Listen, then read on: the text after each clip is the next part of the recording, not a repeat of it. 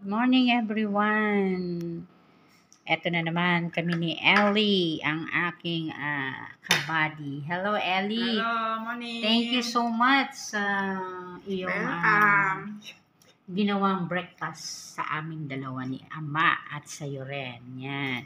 Si Ama, una ko na pong binigyan ng breakfast, kaya paubos na si Ama.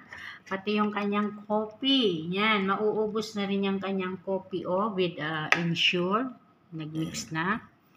Ito naman po yung akin. Yan.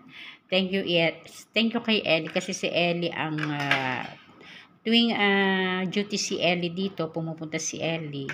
Kinabukasan niyan, siya ang gagawa ng breakfast kasi tuwing Tuesday sila pumupunta dito.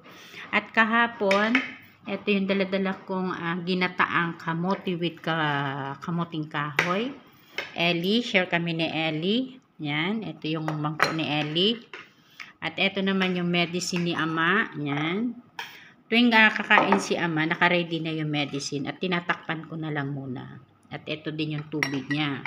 Siyempre, hindi kami mawala ng tinapay, sliced bread.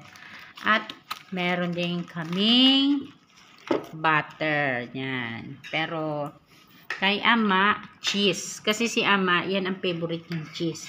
Iniisa-isa niya yung kinakain.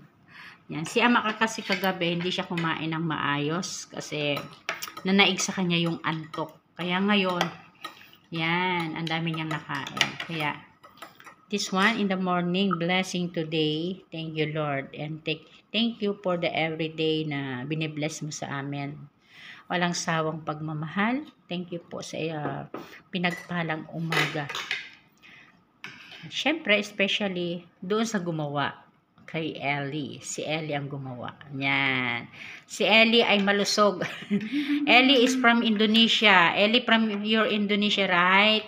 Yan. Siya yung taga Indonesia. But this coming August, siya uuwi na. Oy, si Ama, gusto pa daw ng coffee. Finish. At gusto pa daw. Order ulit. Mag-order ulit. So, gagawa ulit tayo ng panibagong coffee ni Ama. Yan, nag-order. Ang kaso, walang bayad. Ma, awa. Mana awang, awa order lagi.